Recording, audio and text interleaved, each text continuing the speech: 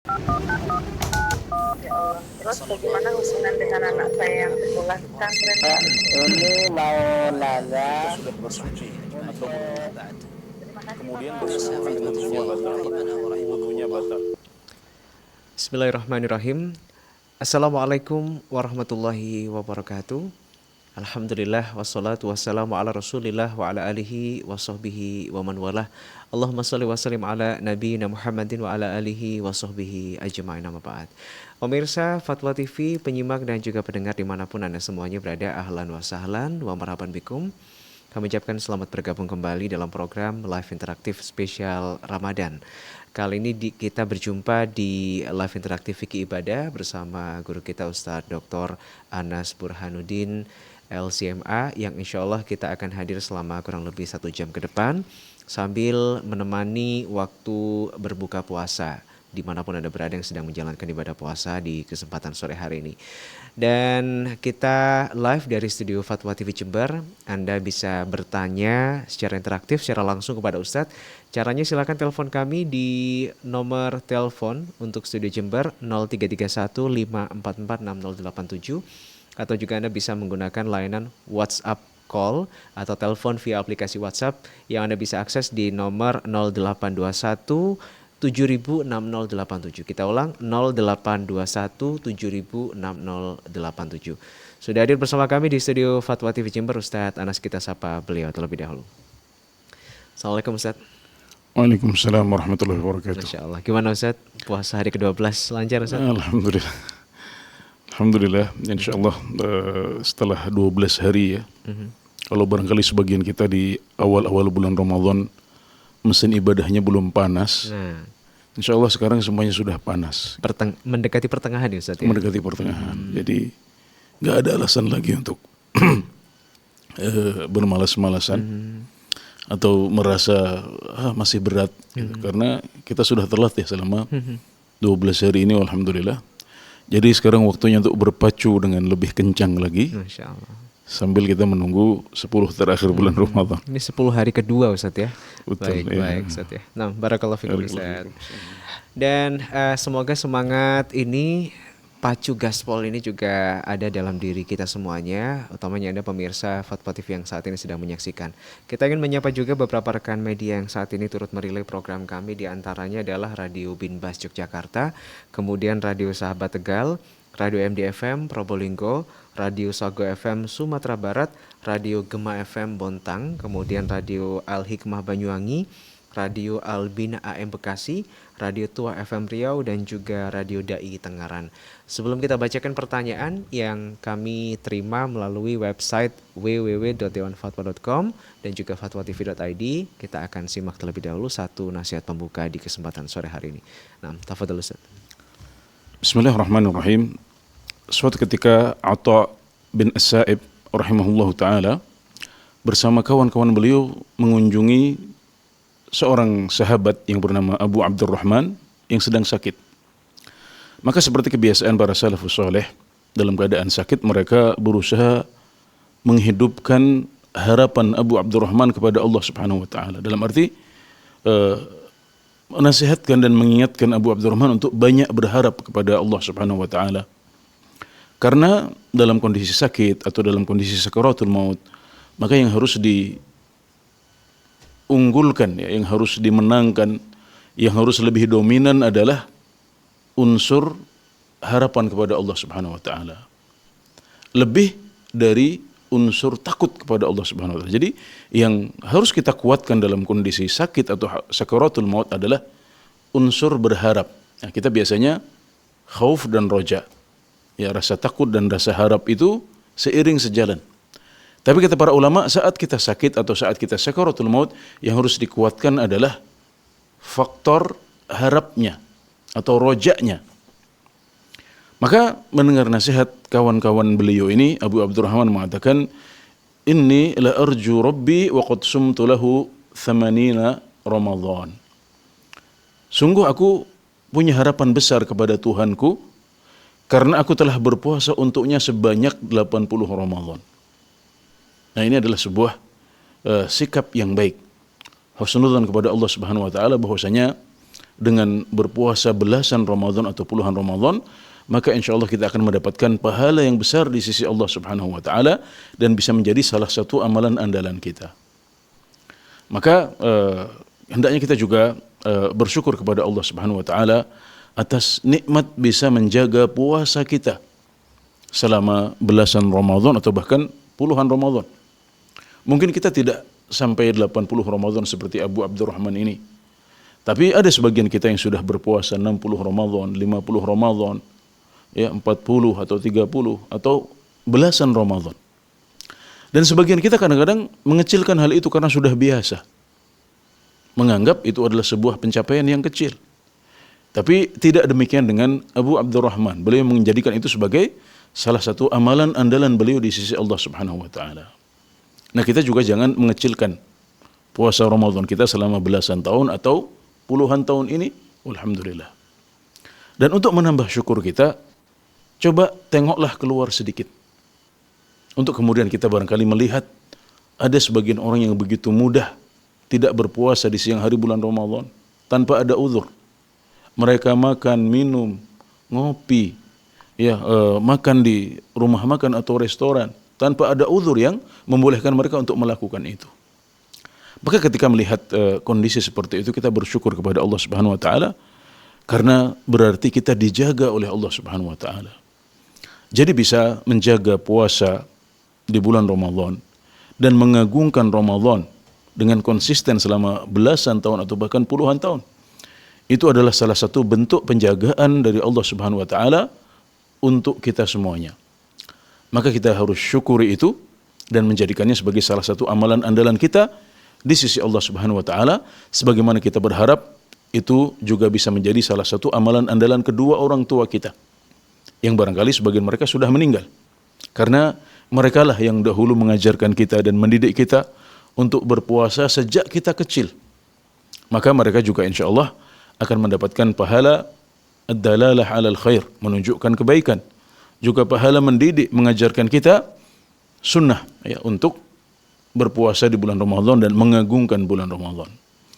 Baik, ini sebagai nasihat pembuka pada kesempatan sore hari ini. Wabillahi taufiq. Nah, Ustaz, barakallahu fikum. Terima kasih Ustaz atas nasihat pembuka. Saat ini menjadi satu kadang dilema ya sebagai seorang muslim. Kita kadang tidak tahu Ustaz ya ketika melihat orang lain yang mohon maaf tidak berpuasa di siang hari. Kita berusaha untuk khusnuzan, oh mungkin dia sedang sakit, dia sedang safar, atau dia ada satu hal uzur secara syar'i yang memperbolehkan mereka tidak puasa. Ini gimana Ustaz cara kita menjaga khusnuzan Ustaz kepada orang-orang yang mungkin kita kalau lihat itu agak sakit hati juga, miris Ustaz seperti itu. Namun kita tidak tahu penyebab mereka tidak berpuasa ini apa. Sebenarnya sakit hati itu adalah sebuah ibadah hati yang tanpa terasa itu adalah ibadah gitu, karena seorang muslim itu sakit ketika bulan Ramadan disepelekan. Syiar Allah yang sangat jelas ini itu bulan Ramadan ini diabaikan oleh sebagian orang, maka pantas kalau seorang muslim itu sakit, dan itu adalah amalan hati yang berpahala di sisi Allah Subhanahu wa taala. Tapi kemudian kita juga kasihan dengan saudara-saudara kita ini kalau kita tahu mereka adalah muslim. Ya, kalau kita prasangkanya adalah mereka itu sakit atau musafir, ya sudah kita berikan uzur. Kalau kita tahu ya, tapi kalau sebagian ternyata enggak ya. Sebagian itu kita tahu bahwasanya mereka keseharian memang seperti itu ya, sehat. Ya dia tidak kita dengar dalam keadaan sakit, musafir juga enggak gitu kan. Apalagi kita kenal dia. Kenal dia, mungkin sehari-hari kita ngelihat dia seperti itu ya. Maka kita kasihan kepada mereka, tapi jangan hanya kasihan, tapi sampaikan nasihat. Ya, ingatkan bahwasanya puasa Ramadan itu wajib ya. Dan kita cuma bisa menyampaikan nasihat dengan hikmah ya. Salah juga kalau kemudian kita misalnya main hakim sendiri ya, tidak bijak dalam nasihat. Karena mereka adalah orang-orang yang bukan di bawah wilayah kita ya, bukan merupakan tanggung jawab kita. Dalam arti dia bukan anak kita atau murid kita yang kita punya hak untuk menegur Ustaz ya. Untuk mengubah dengan tangan ya. Nah, jadi kita bisanya adalah mengubah dengan lisan kita sampaikan, kita jadi Pak, assalamualaikum Pak, nggak puasa tau misalnya, sambil ngobrol saja. Mungkin dari situ akan ada cerita dari kenapa nggak puasa. Ya mungkin sebagian mereka baik hatinya sebenarnya kan gitu, baik hati. Jadi mereka akan cerita, oh iya nih sedang nggak mood ya, atau sedang lemah iman dan sebagainya. Di situ kita masuk, kita sampaikan ya nasihat dengan semampu kita. Siapa tahu dengan kalimat yang baik itu, akhirnya Allah bukakan hati-hati yang sedang berpaling ini, hati-hati yang sedang lemah iman ini ya, sehingga mereka kemudian menyadari hal itu dan kembali kepada pengagungan Ramadan dan menjaga kewajiban di bulan Ramadan berupa puasa di siang hari. Ya. Nah, Ustaz, Masya Allah, barakallahu fikum. Jadi power kita di sini sebatas menyampaikan dan sekali lagi dengan cara yang baik juga, Ustaz, ya, agar diterima, Ustaz. Harapannya Betul, seperti ya, itu. betul. Baik, Ustaz, kita ada penelpon pertama kita di kesempatan sore hari ini dari Bapak Muzril di Jambi. Fatwa TV, Assalamualaikum. Halo, Assalamualaikum. Ya, silakan Pak Muzril. Baik, sepertinya terputus ya koneksi kita dengan Pak Muzril. Boleh dicoba lagi, silakan. Bagi Anda jalur telepon masih kosong 0331 544 6087, atau Anda bisa coba juga di jalur WhatsApp kami 0821 706087. Baik. Halo, waalaikumsalam warahmatullahi wabarakatuh. Pak Muzril di Jambi nih. Bertanya Pak Ustadz, Ya, silakan Pak. apakah saya berdosa mengambil uang yang sudah diberikan sebagai wakaf kepada kelompok atau organisasi dengan alasan uang sumber wakaf tersebut tidak dimanfaatkan bertahun-tahun, kelompok itu sudah bubar. Alasan kedua, uang sumbangan tersebut mau saya serahkan derma ke masjid. Mohon penjelasan dari Pak Ustadz. Terima kasih. Assalamualaikum warahmatullahi wabarakatuh. Waalaikumsalam Warahmatullahi wabarakatuh. Ya. Baik, wakaf atau sedekah yang sudah kita sumbangkan itu dilarang untuk diambil kembali, kecuali kalau wakaf atau hibah atau sedekah tersebut belum diserahkan kepada pihak kedua yang akan menerima wakaf tersebut. Jadi kalau baru sebatas janji, ya baru sebatas komitmen, atau kita sudah melakukan akad tapi kita belum menyerahkannya, belum serah kunci atau uangnya belum diserahkan, maka pada titik itu kita masih bisa untuk kembali, ya kita rujuk kembali dari wakaf yang kita inginkan atau hibah yang akan kita berikan. Jadi masih bisa ditarik lagi. Oh, mohon maaf nggak jadi. Ini boleh. Ya. Jadi hal-hal yang sifatnya adalah tabarruk, ya seperti hibah atau wakaf atau sedekah, selagi dia belum diserahkan kepada pihak kedua, maka kita masih boleh untuk rujuk dan mengambil kembali hibah atau wakaf tersebut. Jadi ketentuan hukum fikihnya seperti itu. Adapun kalau kita sudah berikan kepada pihak kedua, ya mereka sudah terima kuncinya, atau mereka sudah kita berikan sertifikat dan kita berikan untuk menggunakan tanahnya, atau uangnya sudah kita serahkan mereka, maka kita tidak boleh untuk mengambilnya kembali. Ya, dan barang siapa yang mengambilnya kembali, maka dia seperti diumpamakan oleh Rasulullah SAW seperti anjing yang kembali menelan ludahnya, ya, atau kembali menelan air liurnya. Ini adalah sebuah perumpamaan yang buruk yang menunjukkan bahwasanya orang yang sudah bersedekah atau hibah atau wakaf tidak boleh lagi untuk menarik hibah atau sedekah atau wakafnya yang sudah diserahkan dan diterima oleh pihak kedua. Kecuali kalau wakafnya ini mangkrak, tidak dimanfaatkan. Maka di sini bahkan para ulama menyebutkan wajib untuk segera dialihkan kepada pihak yang lain, ya, atau dipindahkan ke tempat yang lain agar wakaf yang mangkrak ini tidak menjadi sesuatu yang tidak bermanfaat. Karena pewakif atau pewakaf ketika menyerahkan wakafnya, dia ingin ini dimanfaatkan untuk masjid, untuk ibadah, untuk pendidikan. Maka ketika suatu lembaga atau suatu ormas, ya, atau individu, ya, tidak bisa menjalankan amanah tersebut dan kemudian wakafnya mangkrak, maka si pewakif boleh ya untuk menariknya kembali, bukan untuk dikembalikan kepada dirinya, tapi dialihkan kepada lembaga yang lain atau ormas yang lain, atau kepada individu yang lain yang lebih amanah. Jadi kalau sifatnya adalah menarik untuk dialihkan, maka hukumnya tidak masalah ya. Yang tidak boleh adalah menarik sesuatu yang sudah kita wakafkan untuk kita ambil kembali menjadi milik kita. Ini yang dilarang oleh Nabi Muhammad SAW, dan boleh memberikan perumpamaan yang buruk untuk melakukan hal yang seperti itu. Baik, semoga dipahami dengan baik. Semoga bisa dipahami dengan baik oleh Bapak Muzril ya di Jambi. Wafaqahullah ta'ala. Nah, Ustaz, semoga bermanfaat ya untuk Pak Muzril di Jambi berkaitan dengan uang wakaf ya. Baik, kita akan geser Ustaz ke penelpon berikutnya dari Bengkulu, ada Bapak Saleh Haji. Fatwa TV, Assalamualaikum Pak Saleh. Waalaikumsalam warahmatullahi wabarakatuh. Ya, baik, silakan Pak pertanyaannya untuk Ustaz. Assalamualaikum warahmatullahi wabarakatuh, Ustaz. Waalaikumsalam warahmatullahi wabarakatuh. Ini Ustaz, di dalam bulan Ramadan ini kan umroh di Masjidil Haram maupun di Masjid Nabawi itu kan penuh, Ustaz. Nah, kalau kita iktikaf di 10 malam terakhir di luar Masjid Haram, yaitu di pelataran, apakah sah iktikafnya, Ustaz? Yeah. Nah, kemudian bagi orang yang berpuasa, Ustaz, pada saat umroh di bulan Ramadan ini, mana yang lebih utama? Dia tidak berpuasa karena mengambil rukhsah, atau dia tetap melanjutkan puasa mengingat pentingnya puasa di Ramadan ini. Demikian, Ustaz. Dia kondisinya apa, Pak? Musafir. Kondisinya apa? Kondisinya musafir. Assalamualaikum warahmatullahi wabarakatuh. Pak Saleh. Halo, Pak. Pak Saleh, halo.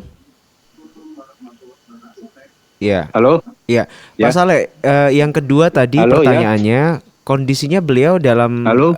sedang apa, Pak? Sedang perjalanan safar atau bagaimana?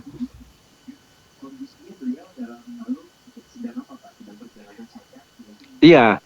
Jadi dia umroh, safar Oke. umroh gitu di bulan Jadi Ramadan masih satu nanti rangkaian ini. Ustaz ya pertanyaannya. Dalam keadaan mana yang lebih Baik. lemah? Apakah dia tetap berpuasa atau tidak berpuasa dengan mengambil rukhsah dalam hadis Baik. Nabi Sallallahu Alaihi Wasallam? Baik, terima Ya. kasih Pak Saleh Haji. Nah, Ustaz Ya, silakan. Ustaz. baik. Ya, tentang i'tikaf ya. I'tikaf itu adalah tempatnya di masjid ya, bisa di semua bagian masjid ya, baik yang di dalam ataupun tempat yang di luar, tapi memang disiapkan untuk sholat ya, seperti Masjid Nabawi itu halaman-halamannya disiapkan untuk sholat. Masjidil Haram juga halaman-halamannya disiapkan untuk sholat ya. Bahkan diberikan keramik ya, bahkan marmer yang mewah ya, yang anti panas ya, sehingga pada saat panas pun dia bisa menyerap dan tetap dingin ya. Didesain sedemikian rupa karena memang halaman masjid, terutama Masjidil Haram dan Masjid Nabawi ini secara khusus ya, ini memang disiapkan untuk sholat ya. Maka dia adalah bagian dari masjid, yang oleh karenanya kalau kita i'tikaf di halaman ini karena bagian dalam sudah penuh, maka i'tikafnya sah ya, insyaallah i'tikafnya adalah i'tikaf yang sah ya. Tapi karena biasanya di halaman masjid itu juga dipakai jalan ya, kalau selesai sholat fardu ya, selesai sholat tarawih ya, maka kadang-kadang tidak nyaman di situ. Maka sebisa mungkin ya berusaha untuk mencari ya, kalau di Masjidil Haram itu ada tempat-tempat yang jamaah tidak tahu ya, tidak populer. Mereka tahunya lantai 1, lantai 2 saja ya, padahal ada yang namanya basement ya. Kemudian ada tempat-tempat di sekitar tempat sa'i yang juga bisa dipakai untuk i'tikaf. Kemudian juga ada perluasan-perluasan baru seperti yang di perluasan Raja Abdullah ya, di depan Hotel Anjum ya, di samping Hotel Darut Tauhid. Itu adalah tempat yang sangat luas dan lega untuk bisa i'tikaf, dan insya Allah di sana lebih berpeluang ya mendapatkan tempat i'tikaf dibandingkan tempat-tempat yang biasanya dijadikan tempat kumpul para jamaah ya, seperti di depan Tower Zamzam ya, kemudian di sekitar Ajjad ya, itu adalah tempat-tempat yang selalu penuh dengan jamaah.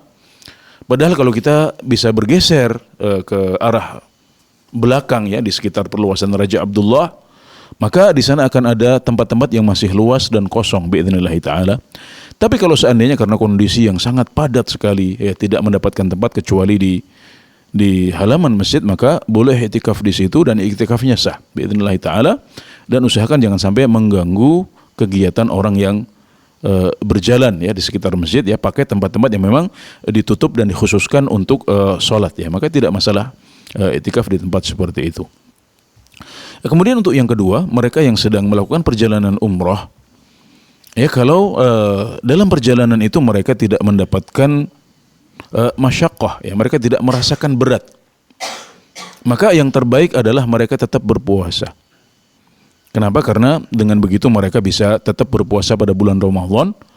Kemudian mereka juga berpuasa bersama jutaan umat Islam di atas muka bumi, maka itu akan menjadi lebih ringan. Kemudian yang ketiga, karena dengan begitu kita segera lebih cepat bisa membebaskan diri kita dari kewajiban puasa Ramadan ini. Jadi kalau antara puasa dengan tidak puasa itu sama saja, atau tidak banyak bedanya. Artinya kalau kita berpuasa kita tetap mampu, itu kita safarnya juga misalnya dengan pesawat yang nyaman ya, atau dengan kereta yang juga nyaman, maka kata para ulama jika tidak ada bedanya antara puasa dengan tidak puasa, artinya kita mampu untuk melakukan keduanya, maka berpuasa itu lebih baik. Namun kalau ada kondisi di mana kita merasa berat untuk berpuasa, ya misalnya dari 12 hari perjalanan itu, misalnya ada 3 hari di jalan, ya, misalnya ada 3 hari di mana di hari keberangkatan itu kita berangkat dari Indonesia menuju Saudi Arabia. Kemudian di hari terakhir ya kita balik ya dari Saudi Arabia ke Indonesia, dan ada 1 hari pindah dari Mekah ke Madinah. Misalnya ya. Jadi ada 3 hari di mana kita betul-betul safar, artinya di jalan. Nah, sementara yang 9 hari misalnya kita tinggal di Mekah atau di Madinah. Maka kalau kita merasa berat di 3 hari itu, maka lebih baik kita tidak berpuasa pada 3 hari itu. Nah, jadi intinya adalah kalau kita merasa berat untuk berpuasa, maka kita boleh untuk tidak berpuasa. Bahkan kalau kondisinya berat sekali, maka yang terbaik adalah kita tidak berpuasa. Nah, tapi kalau kondisinya adalah ini tidak terlalu berat, atau bahkan mungkin sama saja ya, antara puasa dengan tidak puasa itu 11-12 dan mirip ya, nggak ada bedanya, maka kata para ulama yang terbaik adalah kita tetap berpuasa. Jadi silahkan dipertimbangkan dalam 12 hari atau 9 hari umrah itu tentunya kondisinya tidak sama ya, jadi hukumnya juga sebaiknya tidak sama. Nah, karena kalau kita tidak puasa selama 12 hari meskipun itu boleh, tapi ini menyelisihi yang terbaik yang dipilihkan oleh para ulama. Jadi lihat kondisi, kalau ada kondisi-kondisi di mana puasa menjadi berat atau bahkan sangat berat, seperti saat kita sedang jalan ya antar kota atau antar negara, maka sebaiknya Anda tidak berpuasa pada hari-hari tersebut. Sebaliknya ketika hari-hari sudah sampai di Madinah atau sudah sampai di Mekah, ya kita menikmati ibadah di sana, maka yang terbaik adalah kita tetap berpuasa sebagaimana dijelaskan oleh para ulama, agar kita segera terbebas dari kewajiban untuk berpuasa di bulan Ramadan. Wabillahi taufiq. Nah, Ustaz ya. Ustaz, misalnya ada seseorang yang mungkin secara fisik dia kuat Ustaz berpuasa, apalagi seperti yang Ustaz sampaikan tadi bahwa sekarang kendaraan itu sangat nyaman sekali. Naik kereta bahkan naik pesawat pun sudah AC Ustaz ya, tidak merasakan panas atau gerah. Misalnya ada perbedaan waktu Ustaz dari Indonesia, mungkin dia transit di negara lain Ustaz sebelum sampai ke Arab Saudi. Apakah perbedaan waktu durasi puasa ini masih diperbolehkan Ustaz, atau ada ketentuan khusus Ustaz? Iya, tentunya kalau misalnya kita berangkatnya dari Indonesia, kalau dari timur ke barat ini akan bertambah dia. Nanti kita sudah puasa dulu, tapi nanti bisa jadi buka puasanya itu nambah 3 jam atau bahkan 4 jam gitu kan gitu. Nah, kalau seandainya hal itu membuat kita tidak kuat untuk berpuasa, maka boleh dibatalkan. Makanya para ulama menjelaskan meskipun kita sudah memiliki alat transportasi yang sedemikian canggih dan nyaman, jadi rukhsah untuk tidak berpuasa saat safar itu masih berlaku sampai zaman kita. Kenapa? Karena yang namanya orang musafir itu tetap ada rasa beratnya, itu tetap ada. Jadi sebagian orang kalau mau safar itu nggak bisa tidur. Gelisah. Dia gitu sudah tadi. gelisah, dia mikir apalagi perjalanan yang jauh sampai ke Mekah untuk pertama kali, ya itu biasanya sudah gelisah dulu.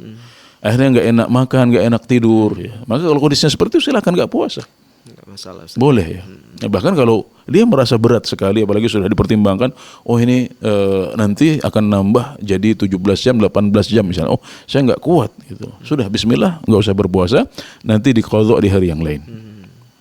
Sekedar pengalaman ya, mungkin untuk menjelaskan permasalahan ini dengan lebih gamblang kepada para jamaah dan pemirsa ya Mas Nizar ya. Jadi saya pernah gengsi untuk tidak berpuasa. Padahal hari itu sangat berat untuk saya. Ini perjalanan sama Ustaz dari Indonesia ke Perjalanan bukan dari Indonesia, tapi ketika itu dari Mekah ke Madinah. Saya bimbing jamaah umroh. Kita umroh ya, jamaah umroh itu umroh para pekerja ya, para TKI di Madinah. Kita umroh sama-sama. Kemudian kita umrohnya itu tengah malam gitu kan, tengah malam sampai menjelang subuh. Nah, ketika kita selesai umroh itu kita nggak sempat untuk sahur gitu, sudah masuk waktu subuh kan gitu kan. Ini momen Ramadan juga Ustaz. Momen Ramadan kan jadi. Nah akhirnya sebagian jamaah karena dia udah nggak kuat kan, habis umroh kan capek kan, gitu, habis capek. Terus waktunya puasa mereka memilih nggak puasa. Tapi saya sebagai pembimbing itu gengsi gitu loh. Masa saya ustadz pembimbing masa Nggak puasa. nanti dibilang lemah kan sama jamaah kan gitu. Iya. Jadi akhirnya saya pertahankan gitu untuk tidak berpuasa. Akhirnya sepanjang hari sampai Madinah saya berusaha untuk tetap berpuasa. Padahal hari itu sangat berat. Nah akhirnya saya ingat itu adalah kondisi di mana yang dijelaskan oleh para ulama tadi, itu adalah kondisi di mana tidak puasa itu lebih baik bagi kita. Karena memang itu sangat berat, kita nggak sempat minum, nggak sempat sahur kan gitu. Jadi akhirnya ditambah safar lagi kan gitu. Siang hari kan gitu. Jadi akhirnya saya alhamdulillah bisa menyelesaikan puasa saya. Tapi itu terus terang sebuah puasa yang saya sesali itu. Puasa yang saya sesali adalah hari itu. Jadi sebaiknya kalau menurut penjelasan para ulama seharusnya di kondisi seperti itu kita tidak usah berpuasa karena pernah Nabi Muhammad SAW ya memerintahkan para sahabat semuanya yang safar bersama beliau untuk batal semuanya. Kenapa? Karena kondisi berat. Ya, jadi akhirnya para sahabat pada batal, dan yang tidak membatalkan puasa dicela oleh Nabi Muhammad SAW. Sampai ada celaan itu. Sampai dicela. Ya. Sampai beliau mengatakan ulaikal usah, mereka adalah orang-orang yang membangkang kepada saya, kata beliau. Nah, Ustaz. Jadi yang tahu kondisi masing-masing kita, dan ketika itu memang dirasa berat, ya udah nggak apa-apa dibatalkan Ustaz. Ya, dan bahkan yang lebih baik adalah tidak berpuasa. Nah, Ustaz, barakallahu fikum. Baik, kita sapa penelpon berikutnya. Ada Ummu Yodi di Riau. Fatwa TV, Assalamualaikum. Halo, Fatwa TV, Assalamualaikum. Waalaikumsalam warahmatullahi wabarakatuh. Waalaikumsalam warahmatullahi. Silakan Ummu Yodi pertanyaannya. Suaranya agak sedikit kecil ya Ummu Yodi. Assalamualaikum. Halo. Ya, silakan. Ya, sepertinya ada permasalahan sinyal karena memang kondisi daerah satu dengan lainnya bisa jadi berbeda. Silakan yang mau bergabung kembali bisa dicoba dan dipastikan. Masih tersambungkah Ummu Yodi? Halo. Oke, baik. Kita geser ke penelpon berikutnya ya. Silakan Ummu Yodi, nanti bisa dicoba kembali. Insya Allah masih ada waktu hingga pukul 17 waktu Indonesia Barat. Saya geser ke Ibu Hilda di Padang. Fatwa TV, Assalamualaikum. Waalaikumsalam warahmatullahi wabarakatuh. Nah, Masya Allah, ini jelas suaranya Ibu ya. Silakan Ibu Hilda, pertanyaannya untuk Ustadz. Barakallahu fiik Ustaz. Apakah qiyamul lail itu termasuk di dalamnya salat sunat hajat Ustaz? Termasuk Dan apa bedanya Ibu? salat sunat hajat? Termasuk apa qiyamul lail? Termasuk apa tadi? Apakah qiyamul lail itu termasuk salat hajat gitu? Ustaz? Ibu suaranya putus-putus, mohon maaf. Bisa diulang Ibu pelan-pelan? Apakah dalam qiyamul lail itu masuk salah satunya itu salat sunat hajat Ustaz? Salat sunat hajat. Ya, Oke, karena baik. ada sebagian yang mengajarkan kita untuk salat sunat hajat. Jadi apa bedanya dengan doa-doa kita dalam qiyamul lail itu? Iya. Baik, terima kasih Ibu Ya, pertanyaannya. Baik, Waalaikumsalam iya. warahmatullahi wabarakatuh. Salat sunat hajat Ustaz, apakah termasuk dalam qiyamul lail Ustaz? salat qiyamul lail ya maksudnya adalah salat yang dilakukan di malam hari ya, baik itu salat tahajud ya ataupun salat witir ya atau juga bisa salat tarawih seperti yang kita lakukan di bulan Ramadan. Ya, jadi semua salat yang dilakukan di malam hari itu disebut sebagai qiyamul lail.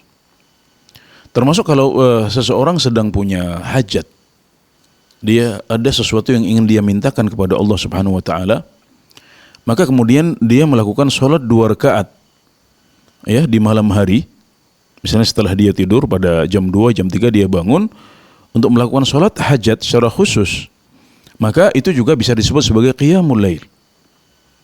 Dan disebutkan dalam hadis yang sahih bahwasanya kana Rasulullah sallallahu alaihi wasallam idza hazabahu amrun shalla raka'atain. Kalau Rasulullah sallallahu alaihi wasallam sedang disibukkan dengan suatu perkara. Jadi ketika perkara itu ya mengambil perhatian beliau memikirkannya, beliau terbebani dengan perkara tersebut, maka beliau memintakan kepada Allah Subhanahu wa taala agar dimudahkan urusan tersebut dengan salat 2 rakaat. Nah, itulah yang namanya salat hajat. Itu yang disebut sebagai salat hajat. Nah, jadi kalau seseorang melakukan salat hajat ini pada malam hari, maka dia disebut sebagai qiyamul lail juga. Artinya qiyamul lail itu bisa berupa salat tahajud, bisa berupa salat hajat, bisa berupa salat witir atau salat tarawih. Semuanya bisa. Tapi ya sebagai tambahan faedah ya maka boleh juga meniatkan salat hajat dengan salat tahajud yang biasa kita lakukan. Nah, jadi misalnya kita terbiasa salat tahajud katakanlah 4 rakaat plus 3 rakaat witir misalnya. Nah, kemudian untuk 2 rakaat yang terakhir dari salat tahajudnya kita gabungkan niatnya dengan salat hajat, boleh, nggak apa-apa. Jadi salat tahajud yang biasa kita lakukan kita niatkan sekaligus sebagai salat hajat karena di situ kita akan banyak meminta kepada Allah Subhanahu wa taala dan meminta pertolongan kepada Allah agar memudahkan urusan-urusan yang sedang membebani kita. Nah, maka jadilah salat itu salat tahajud sekaligus sebagai salat hajat kita. Jadi bisa salat hajat sendiri ya diniatkan khusus untuk hajat, bisa juga niat hajatnya kita tambahkan pada salat qiyamul lail yang sudah biasa kita lakukan. Ya, itu juga boleh seperti itu, alhamdulillah. Nah, jadi kedua-duanya baik dan boleh, alhamdulillah. Nah, Ustaz, cara menggabungkan 2 niat dalam satu salat ini cukup tetap dalam hati aja? Iya, dalam hati kita katakan bahwasanya ini adalah salat tahajud ya, 2 rakaat ya karena Allah Subhanahu wa taala. Nah, kemudian juga kita niatkan sebagai ya Allah aku akan meminta hajatku kepadamu dalam salat ini ya. Seperti itu saya sudah cukup ya. Sama saja Ustaz ya. Baik, oke. Kita kembali tersambung bersama dengan Ummu Yodi yang tadi sempat terputus ya. Baik, Fatwa TV, Assalamualaikum. Waalaikumsalam warahmatullahi wabarakatuh. Ya, silakan Ummu Yodi pertanyaannya. Ya, Assalamualaikum Ustaz. Waalaikumsalam warahmatullahi wabarakatuh. Izin melanjutkan pertanyaan dari member WhatsApp di Rosa Ustaz. Begini pertanyaannya Ustaz. Beberapa masjid di dekat rumah saya itu ada satu yang selalu azannya 5 menit lebih cepat daripada yang seharusnya. Bagaimana Ustaz, apakah kita bisa mengikutinya atau tidak gitu, atau kita memilih yang tepat waktunya? Iya, baik.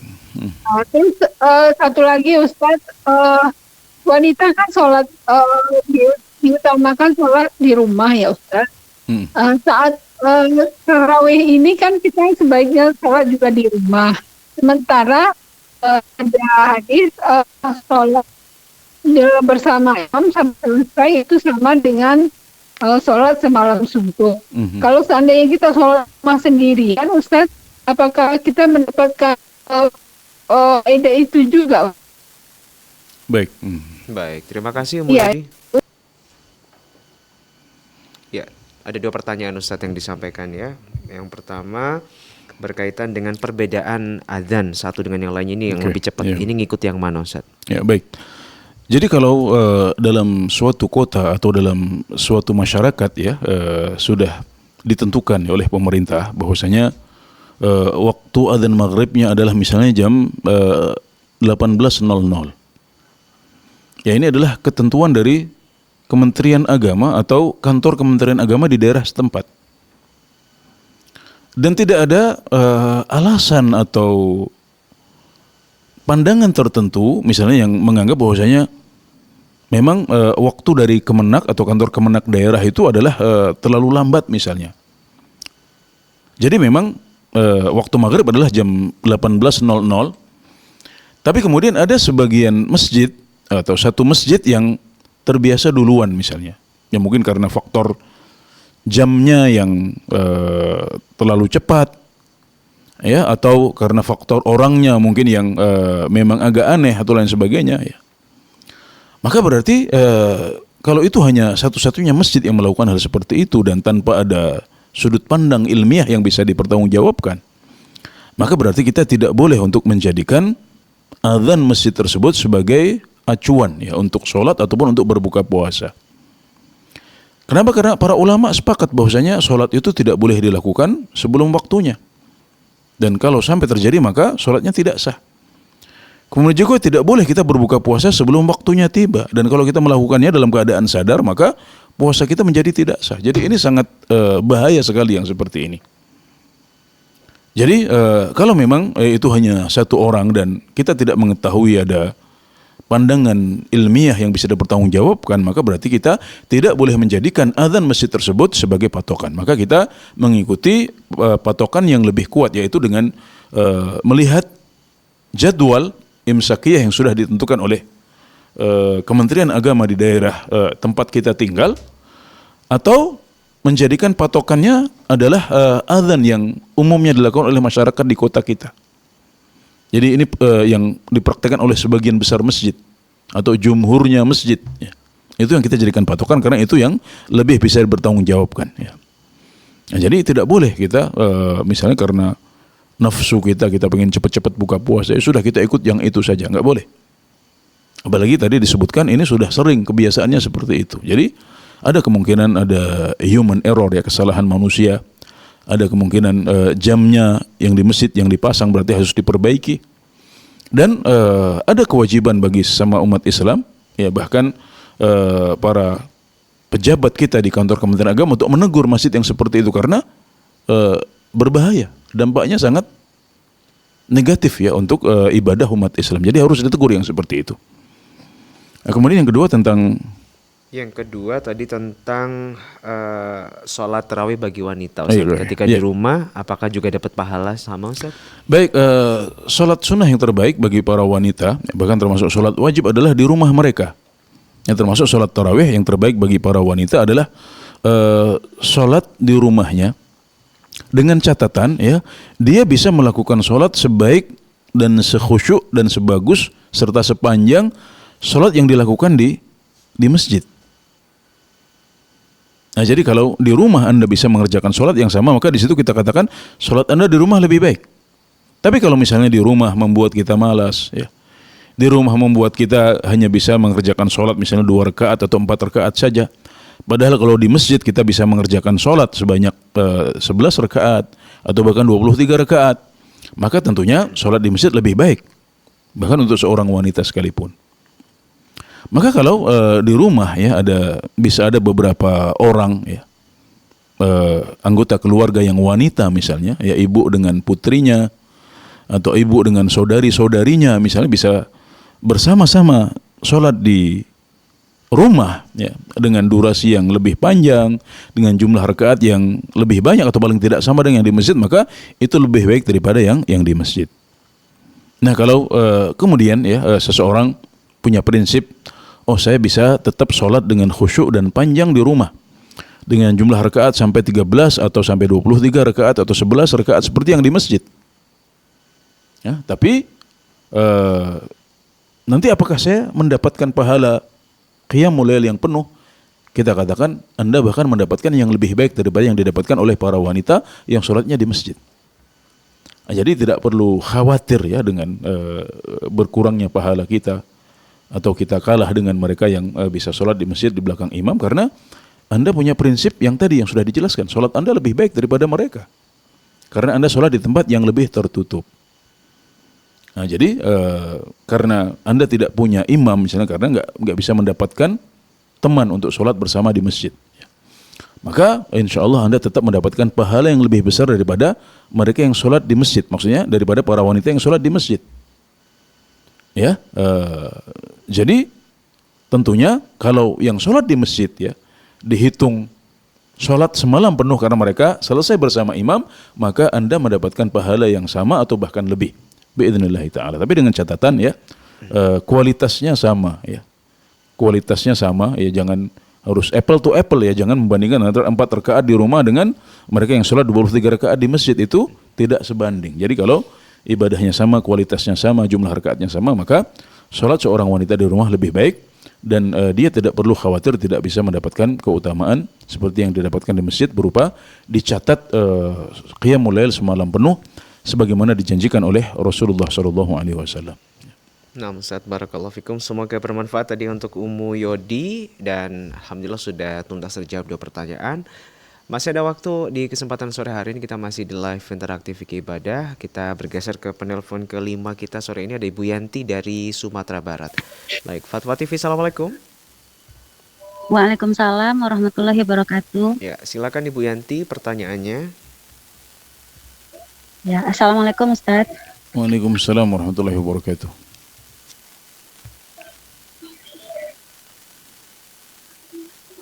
Ini kok double ya?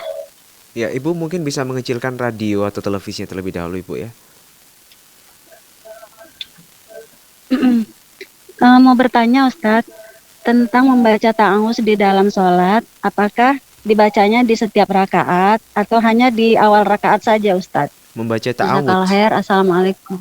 Iya. Oke. Jazakallahu khair, assalamualaikum warahmatullahi wabarakatuh.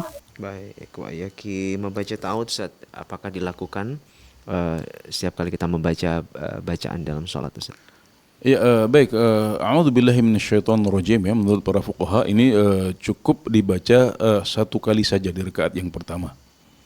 Ya, karena yang setelahnya yaitu adalah ngikut ya. Jadi dalam satu sholat kita akan membaca ya sekian banyak surat ya, terutama Al-Fatihah. Maka para ulama menjelaskan bahwasanya hal tersebut disunnahkan di rakaat yang pertama saja. Wallahu ta'ala alam, dan itu cukup, dan tentunya ta'awud hukumnya adalah sunnah ya. Jadi kalau kita tidak membacanya pun juga tetap sah sholat kita dan tidak berkurang pahalanya, walhamdulillah. Nah, Ustaz, baik. Jadi cukup sekali saja Ustaz ya, di awal ya. Semoga bermanfaat ya untuk Ibu Yanti tadi. Silakan bagi yang ingin bertanya di kesempatan sore hari ini, masih ada waktu sekitar 10 menit ke depan ya. Jadi bisa Anda manfaatkan dengan telepon langsung di jalur kami 0821 706087 atau di 0331 544 6087. Baik, kita geser ke Depok Ustaz, ada Ibu Ati. Fatwa TV, assalamualaikum. Waalaikumsalam warahmatullahi wabarakatuh. Ya, silakan Ibu Ati, pertanyaan untuk Ustaz. Oh iya, begini Pak Ustadz, saya mau tanya, ini adakah doa khusus atau zikir-zikir setelah sholat tarawih? Hanya itu aja, karena banyak saya dengar-dengar di masjid itu kalau misalnya mau habis sholat tarawih itu biasanya ada zikir-zikir sama doa. Jadi sekarang ini saya jadi bingung ikut yang mana sebenarnya. Baik. Itu aja Pak. Ya, terima kasih Bu Ati. Assalamualaikum. Waalaikumsalam warahmatullahi wabarakatuh. Baik. Boleh ya untuk mengucapkan zikir tertentu ya di sela-sela sholat tarawih, karena sholat tarawih itu artinya adalah istirahat.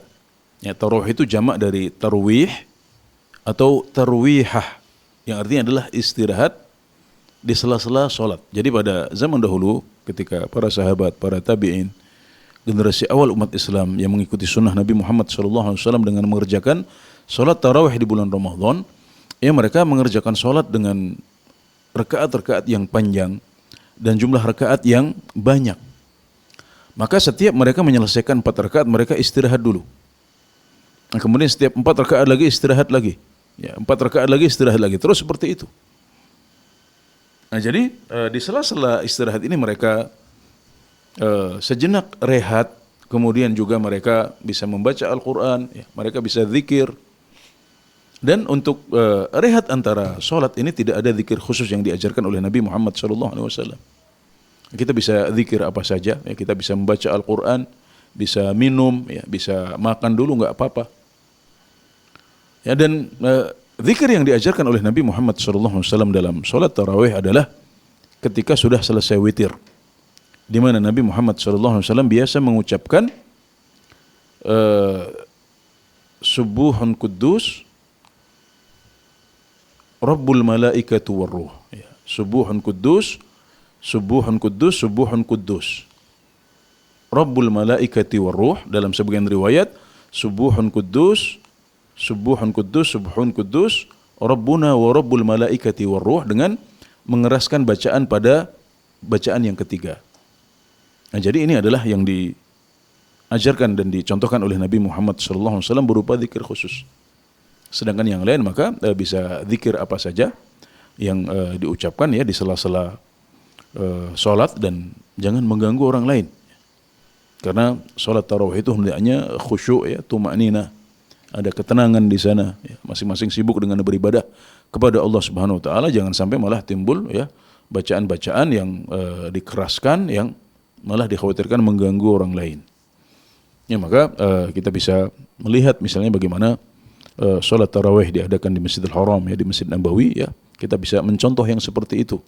Ya, tidak ada suara-suara yang malah mengganggu orang lain, sehingga masing-masing bisa sibuk dengan zikirnya masing-masing, dan tidak ada zikir khusus yang dicontohkan oleh Nabi Muhammad SAW. Ya, kecuali ya ketika 10 malam terakhir, maka beliau memerintahkan untuk memperbanyak doa, Allahumma innaka afuun tuhibbul afwa fa'fu anni. Ya Allah, sesungguhnya Engkau Maha Pengampun. Engkau mencintai pengampunan, maka ampunilah aku. Seperti yang beliau sampaikan kepada Aisyah radhiyallahu anha ketika bertanya tentang zikir apa yang sebaiknya diperbanyak saat seseorang mencari malam Lailatul Qadar. Ya. Nah, jadi itu yang dicontohkan ya di sela-sela qiyamul lail, terutama di 10 malam terakhir. Sedangkan yang dicontohkan oleh Nabi secara khusus adalah ketika selesai sholat witir, yaitu dengan mengucapkan Subuhun Quddus, Subuhun Quddus, Subuhun Quddus, Rabbuna wa Rabbul Malaikati Warruh. Ya. Jadi Maha Suci Allah, Maha Suci Allah, Maha Suci Allah, Tuhan kita juga Tuhan para malaikat dan malaikat Jibril. Artinya seperti itu. Maka ini adalah salah satu sunnah yang mahjurah ya, sunnah yang dilupakan oleh umat Islam. Dan sedikit ya mungkin setahu saya tidak banyak para imam yang juga mempraktikkan ini. Ya.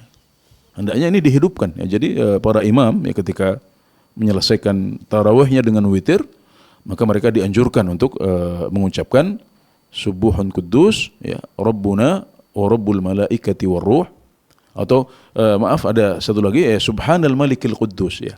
Satu riwayat lagi adalah Subhanal Malikil Quddus Rabbil Malaikati Warruh. Ya, Maha Suci Allah yang Maha menguasai dan Maha Suci. Tuhan kita dan Tuhan para malaikat serta Tuhannya malaikat Jibril yaitu Ar-Ruh ya. Jadi Subhanal Malikil Quddus Rabbil Malaikati Warruh. Ya, Subhanal Malikil Quddus Rabbil Malaikati Warruh. Kemudian ketika yang ketiga dikeraskan Subhanal Malikil Quddus Rabbil Malaikati Warruh. Ya. Nah, maka ini adalah zikir yang dicontohkan oleh Nabi Muhammad SAW secara khusus ya. Jadi hendaknya kita menghafalnya dan juga mengamalkannya serta menghidupkannya ketika melaksanakan sholat tarawih, yaitu saat menyelesaikan witirnya. Barakallahu fikum. Oke, wafikum barakallahu Ustaz, semoga bermanfaat ya. Untuk penanya tadi ada Ibu Ati di Depok. Kami geser ke penelpon ke-7 kita sore hari ini. Ada Ibu Iis dari Bandung sudah tersambung bersama kami. Fatwa TV, Assalamualaikum. Waalaikumsalam warahmatullahi wabarakatuh. Iya, silakan Izin bertanya, Ibu Iis Ustaz. pertanyaannya. Monggo. Iya. Begini, kalau misal seorang perempuan ingin mendapatkan pahala Lailatul Qadar, terus tidak beriktikaf di masjid, itu apa yang harus dikerjakan atau dilakukan? Apa doanya dan apa boleh boleh menambahkan sholat sunat selain sholat rawatib, sholat tarawih. tarawih ya. Ya Ustaz, syukron, jazakallah khairan. Baik, terima kasih Bu Iis. Waalaikumsalam Baik, warahmatullahi wabarakatuh. Ingin dapat pahala Lailatul Qadar Ustaz, tapi tidak beritikaf di masjid, apakah bisa Ustaz? Bisa ya, karena pahala dan keutamaan Lailatul Qadar itu tidak khusus mereka yang iktikaf di masjid. Memang para istri Rasulullah sallallahu alaihi wasallam sering atau bahkan selalu iktikaf ya bersama Rasulullah sallallahu alaihi wasallam pada 10 terakhir bulan Ramadan. Dan ketika Nabi sudah wafat, maka para istri beliau yang kemudian iktikaf ya sepeninggal Nabi Muhammad sallallahu alaihi wasallam. Ini menunjukkan dua hal. Yang pertama adalah bahwasanya sunnahnya iktikaf itu berlaku sampai akhir zaman. Ini hukum ini tetap dan tidak dihapuskan. Kemudian yang kedua, menunjukkan peran para wanita dalam menghidupkan sunnah Nabi Muhammad sallallahu alaihi wasallam ya. Jadi Anda para wanita, ya para pemirsa Fatwa TV dari kalangan wanita, hendaknya juga berusaha untuk menyebarkan sunnah Nabi Muhammad sallallahu alaihi wasallam paling tidak di tengah keluarga kecil. Sebagaimana dahulu para istri Rasulullah sallallahu alaihi wasallam juga menghidupkan sunnah, mengenalkannya kepada umat sepeninggal beliau wafat. Ya, jadi memang para istri Rasulullah sallallahu alaihi wasallam senantiasa menghidupkan sunnah iktikaf ya sepeninggal Rasulullah sallallahu alaihi wasallam, tapi kemuliaan Lailatul Qadar ya tidak khusus untuk mereka yang iktikaf. Ya, iktikaf memiliki peluang lebih besar. Kenapa? Karena mereka terkondisikan, lingkungannya sangat mendukung untuk bisa banyak beribadah kepada Allah Subhanahu wa taala, menghidupkan malam diiringi dengan puasa di siang hari, ini luar biasa. Tapi mereka yang tidak bisa iktikaf, ya mungkin karena harus bekerja, ada tugas mengajar, ada tugas kantor, atau dia merasa harus membuka toko karena ini waktunya panen. Ya, para pedagang ini waktunya untuk panen di akhir-akhir bulan Ramadan. Ya. Maka hal itu tidak menghalangi Anda untuk bisa meraih keutamaan Lailatul Qadar. Yang penting adalah Anda berusaha untuk beribadah sebanyak mungkin pada malam Lailatul Qadar. Nah, kemudian mengurangi maksiat pada malam-malam itu dan pada hari-hari itu sebisa mungkin. Ini yang perlu dilakukan. Jadi ketika seorang wanita ya, misalnya dia masih harus punya tugas kantor ya, masih punya tugas kantor atau berdagang ya, atau mengurusi keluarga di rumah sehingga dia tidak bisa iktikaf, maka paling tidak di malam hari dia bisa memberikan waktu lebih banyak ya, ketika keluarganya sudah tidur. Dia bisa memperbanyak ibadah ya dengan sholat tarawih, kemudian membaca Al-Quran, ya, membaca zikir yang diajarkan oleh Nabi Muhammad SAW. Allahumma innaka afuun tuhibbul afwa fa'fu anni. Ini tolong dihafal ya Ibu Iis di Bandung, juga para pemirsa. Ya, Allahumma innaka afuun tuhibbul afwa fa'fu anni. Ya Allah, sungguh Engkau Maha Pengampun, Engkau mencintai pengampunan, maka ampunilah aku. Terus perbanyak doa ini. Kemudian juga dengan zikir-zikir yang lain ya, dimulai dengan zikir pagi ya, diakhiri dengan dimulai dengan zikir sore di sebelum maghrib, kemudian diakhiri dengan zikir pagi setelah subuh. Kemudian juga membaca Al-Quran ya, memberikan sedekah ya, berbuat baik kepada orang lain. Ibadah apapun di malam hari yang bisa kita lakukan bisa diperbanyak. Dan sholatnya juga tidak hanya terbatas sholat tarawih saja. Jadi kalau kita sudah tarawih setelah isya, kita sudah tutup dengan witir, tapi kemudian di malam hari ya ternyata kita bisa bangun lebih cepat ya, sebelum masak mungkin Anda masih punya waktu untuk sholat lagi, maka boleh sholat lagi.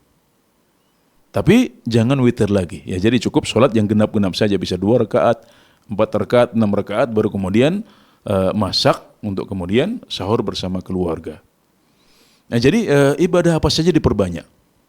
Jadi tidak ada ibadah khusus harus iktikaf, tapi ibadah apa saja yang mungkin untuk dilakukan.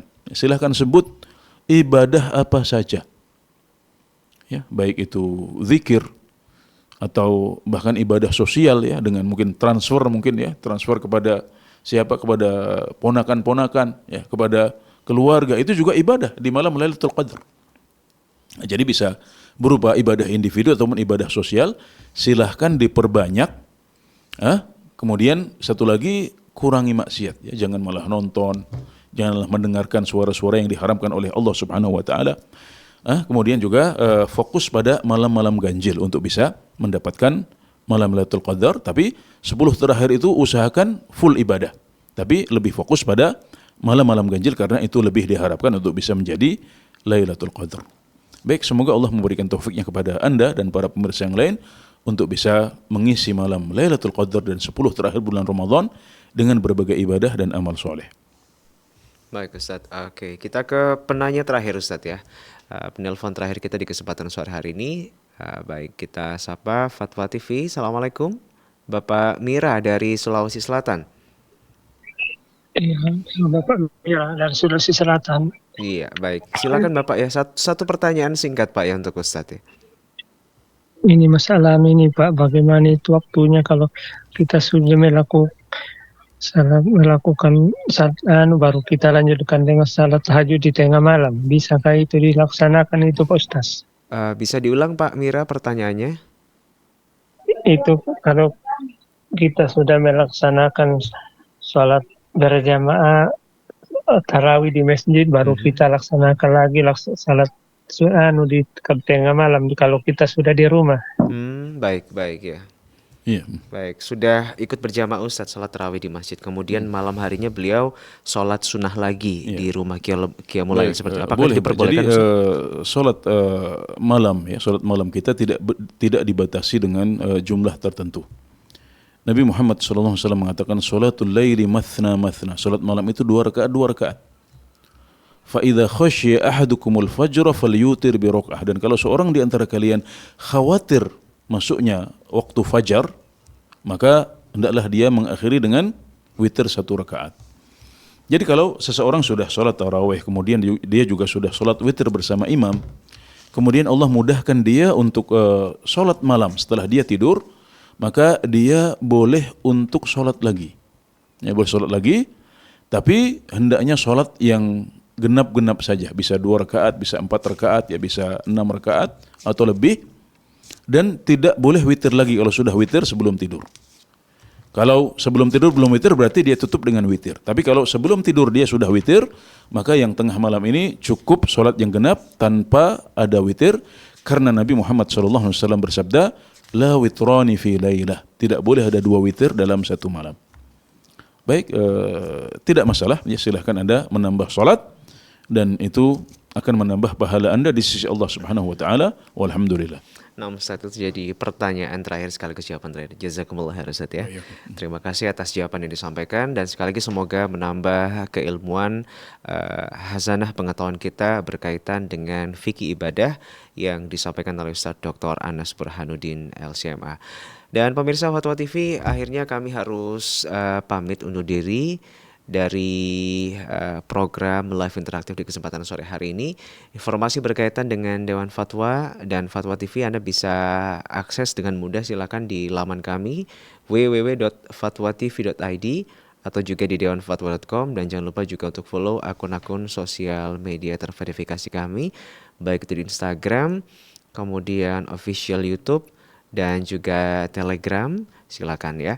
Kemudian kami juga undang Anda untuk bersama-sama ta'awun ya di program dakwah yang kami hadirkan untuk berjuang bersama tim Fatwa TV dan Dirasa Islamiyah dengan infak terbaik Anda, dan jadilah bagian dari dakwah kami. Silakan di nomor rekening yang saat ini terpampang di layar kaca Anda. Atas bantuan dan donasi yang diberikan kami sampaikan jazakumullahu khairan wa barakallahu fikum. Dan akhirnya kami mewakili kru yang bertugas sore hari ini mohon pamit. Mohon maaf jika ada khilafan dan sampai bertemu kembali insyaallah di live interaktif berikutnya. Wassalamualaikum warahmatullahi wabarakatuh. Dengan anak saya yang sekolah pesantren. Ini mau nanya Sudah bersuci atau belum? Terima kasih Kemudian Bapak. bersentuhan dengan suami